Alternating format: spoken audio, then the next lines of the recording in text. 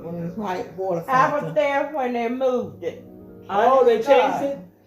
You was there when they changed it? Yeah, when they changed it from black to color. The man came in there and said you cannot have a racist water fountain or nothing in this school. It have to be a color and white. Riverside. That's correct. Okay. Yep. Because they could walk up and call you a nigger or whatever they wanted to call you, and it was nothing did.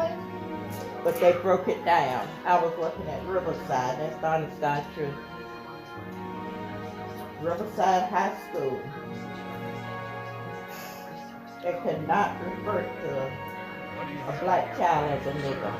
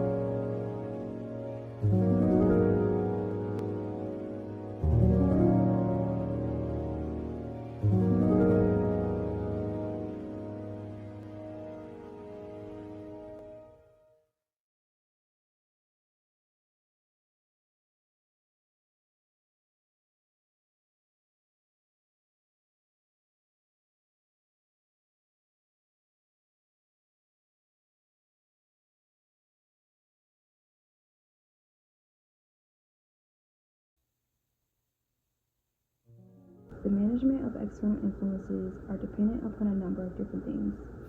We could take the modern American schooling system and analyze some of its various principles that aid to the quality of education that students have access to. School zoning. School zoning is a prevalent source in quality education. It includes the practice of assigning students to specific schools that are based on the geographical context of an area. This alone heavily increases the percentage of African American students attending the same schools. These schools often receive lower amounts of funding, which directly impacts the access that students have to quality educational material. So what exactly is being impacted here?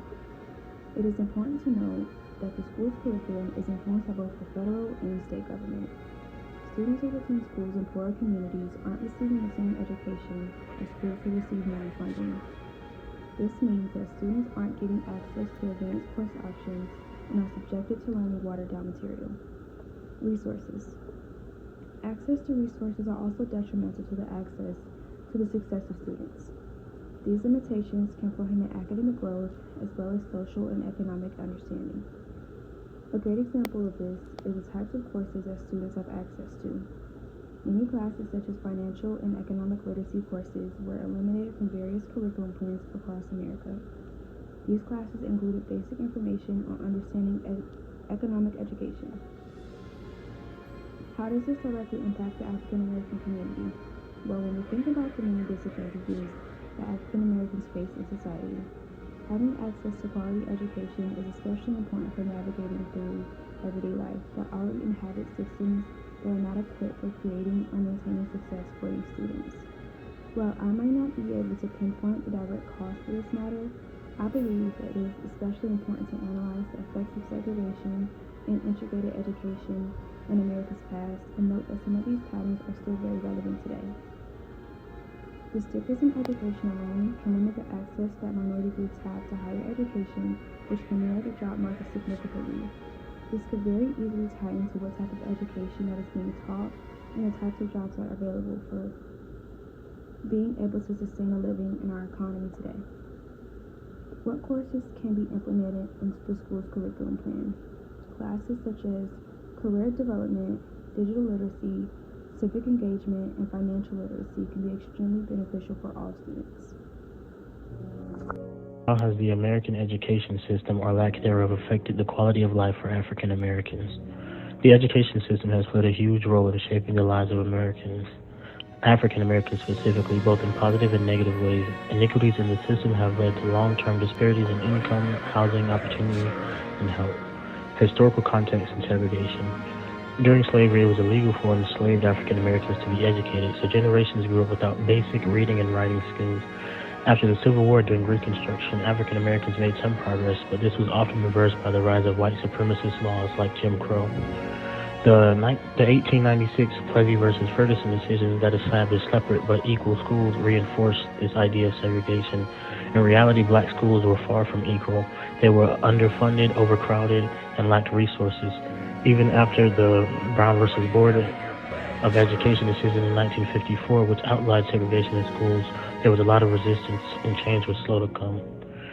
There's also been a school-to-prison pipeline. The disciplinary practices on black students, especially boys, were often disciplined more harshly than their white peers for similar behaviors. They're more likely to be suspended, expelled, or even arrested. This contributes to what's called the school-to-prison pipeline, where students are pushed out of school are more likely to end up in the criminal justice system. More officers, fewer counselors. Schools in black communities often have more police officers but fewer counselors. This means that instead of getting the help they need, students are more likely to be punished for acting out. This has also caused mental health and social well-being issues, such as the psychological toll that racism has caused. Facing discrimination in schools, whether from teachers or peers, can take a real toll on black students' mental health. Racism lowers the expectations and can impact their confidence in academic performance. This comes along with the microaggressions as well. The community impact that has been touched by this is the effect of underfunded schools and lower educational outcomes. It doesn't just stop with individuals, it impacts the entire community, which causes higher crime rates, poorer health outcomes, and less civic engagements, which are all tied to these educational disparities. In conclusion, the education system has been both a path to progress and a battleground for African Americans. The lack of access to quality education has contributed to disparities in income, health, and overall quality of life. Still, African Americans have shown incredible resilience, continuing to push for an educational system that's fair and just, which is something we see now with HBCUs. To truly improve the quality of life for African Americans, we need to fix the education system by addressing funding, disparities, eliminating systemic racism in schools, and making sure all students have access to opportunities that they deserve. Education for Black Americans has been a complex journey of resilience, transformation, and ongoing challenge. While segregation was inherently unjust, it paradoxically created spaces of extraordinary educational empowerment through HBCUs. These institutions weren't just schools. They were sanctuaries of growth, cultural pride, and strength within community. They produced leaders, professionals, and changemakers who would reshape America in more ways than one. With desegregation, something interesting happened, something fascinating. Black students demonstrated remarkable academic capabilities, often performing just as good or even better in integrated environments. Simultaneously, this integration revealed uncomfortable truths about systemic barriers and representation. Today, we're watching a renaissance of Black educational pride. More students are consciously choosing HBCUs, recognizing these institutions offer more than education. They provide a whole experience of cultural affirmation and collective success. But critical questions remain. Does academic excellence flourish more powerfully in environments of cultural solidarity? When Black students are surrounded by their own community, by their own peers, does something transformative happen in their educational experience? Consider this. Statistically, when desegregation occurred, Black student performance remained consistently strong, while some white students struggled with the psychological and social complexities of integration. So I ask you, are we truly measuring educational success, or are we measuring the power of cultural competence? Can representation alone bridge historical educational inequities? And most importantly, how do we continue creating educational spaces that empower, validate, and propel Black students towards extraordinary futures. These aren't just questions, they're invitations to reimagine education. What do you have in your bag, sir?